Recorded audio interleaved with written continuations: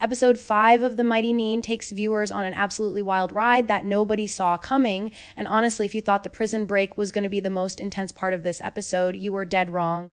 This installment pulls back the curtain on Caleb Widogast's mysterious past in a way that's both heartbreaking and terrifying, while simultaneously putting the entire group's trust to the test. The episode opens with the aftermath of their daring escape, but what starts as a victory quickly spirals into one of the most tension-filled confrontations we've seen in the series so far. If you've been waiting for answers about Caleb's connection to the Dwendalian Empire and those creepy whispers that keep haunting him, buckle up because this episode delivers those revelations in the most gut-wrenching way possible. The episode picks up right where we left off, with the Mighty Nein having successfully broken out of their imprisonment and managed to subdue a Volstrucker assassin who was sent after them.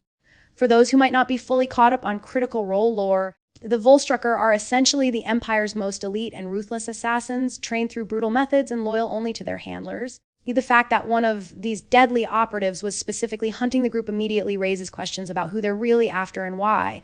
The assassin, bound and helpless, becomes the focus of an interrogation that starts off as a necessary and forgathering session but quickly transforms into something much darker and more personal.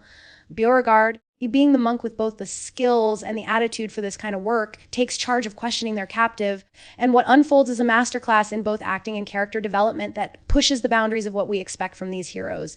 Beau's interrogation technique is brutal, unflinching, and completely in character for someone who's been trained to extract information and isn't afraid to get her hands dirty. She knows they need answers fast because whoever sent this assassin likely has more resources and won't stop coming after them. The questions start simple enough, trying to determine who sent the Volstrucker and what their mission was and whether more assassins are on the way. But as the interrogation progresses, something shifts in the dynamic. The assassin, despite being in a completely vulnerable position, he seems to focus particular attention on Caleb, and there's a recognition there that sends chills down your spine. It's not just the look of someone identifying a target, it's the look of someone who knows exactly who Caleb is and what he represents, and that recognition is mutual in the most uncomfortable way possible. This is where the episode really starts to dig into the psychological horror that's been lurking beneath Caleb's character since the beginning. Throughout the series, we've gotten glimpses of his troubled past through nightmares, his obvious anxiety around authority figures, and those disturbing voices that seem to plague him in moments of stress. The subtitles reveal these voices clearly, whispering terrible things to Caleb, trying to manipulate him, reminding him that he's still Volstrucker, and urging him to kill his friends before they discover the truth about him. These aren't just random, intrusive thoughts, they're specifically designed psychological triggers, the remnants of his training that were embedded so deeply into his psyche that they continue to torment him even after he's supposedly escaped that life. The voices tell him that the others will turn on him when they learn the truth, that Beau will snap his neck once she knows what he really is, and most disturbingly, they refer to someone called Father, who apparently still loves him and wants him to come home. As Beau continues her aggressive questioning, her attention increasingly shifts from the assassin to Caleb himself.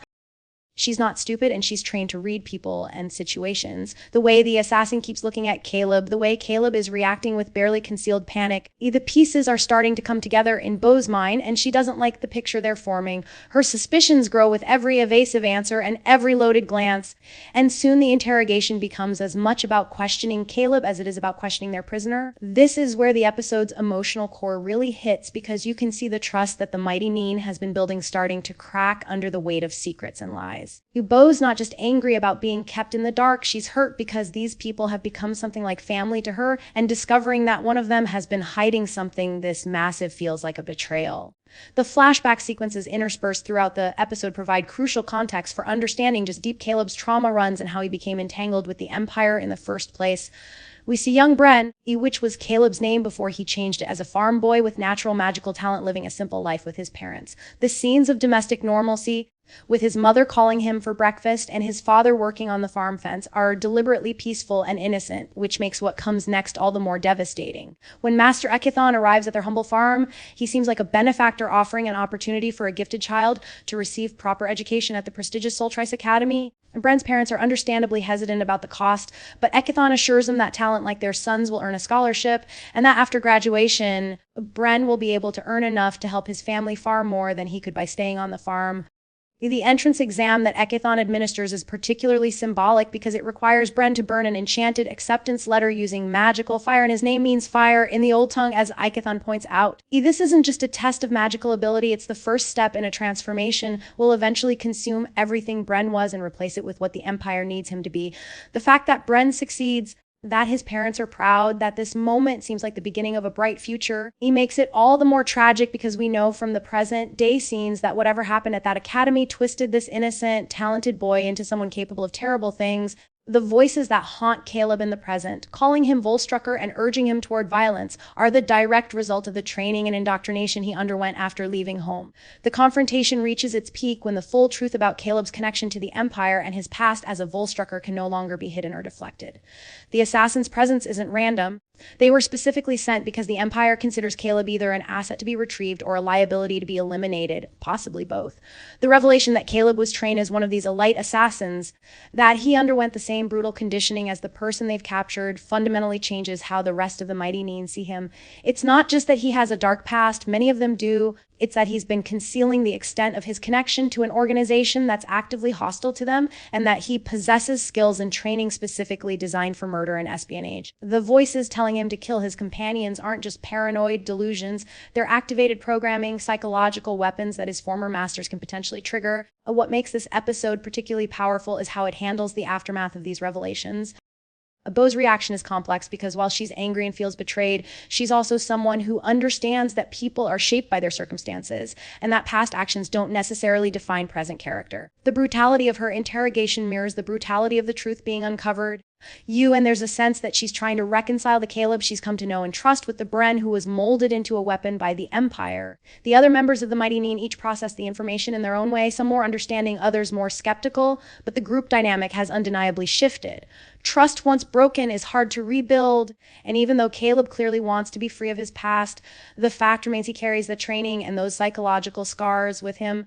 The ending of the episode is particularly haunting because it leaves several major questions unresolved while confirming our worst fears about what Caleb went through. The voice referring to Father, who still loves him, is almost certainly Master Ekathon or another handler who was responsible for Caleb's training and transformation. The fact that this voice can still reach him, still manipulate him, suggests that whatever was done to create the Volstrucker leaves permanent marks on their psyche. The repeated urgings to kill his friends, particularly focusing on Beau, since she's the one uncovering the truth, aren't just meant to protect Caleb's secrets, they're designed to isolate him from any support system that might help him resist returning to his former masters. The psychological warfare being waged on Caleb is ongoing, and the episode makes it clear that even though he's physically escaped the Empire's control, he's never truly free of it.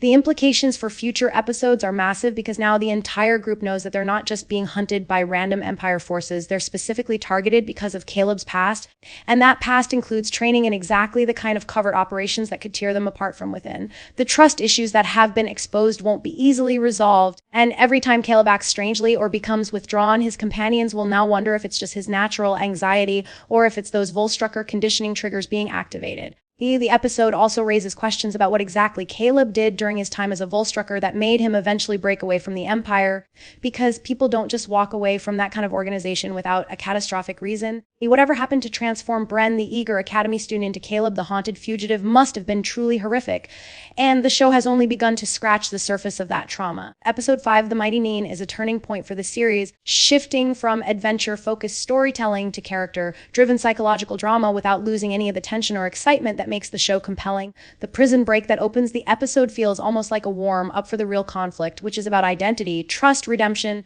and whether someone can ever truly escape a past that's been literally programmed into their mind. Caleb's struggle isn't just external, fighting against Empire assassins and evading capture, it's internal, battling against the conditioning that tells him he's still a weapon and always will be. The fact that he chooses to stay with the Mighty Nein despite the voices telling him to kill them or return to his master shows that there's still humanity beneath the trauma, still hope that Bren's essential goodness wasn't completely destroyed by what was done to him.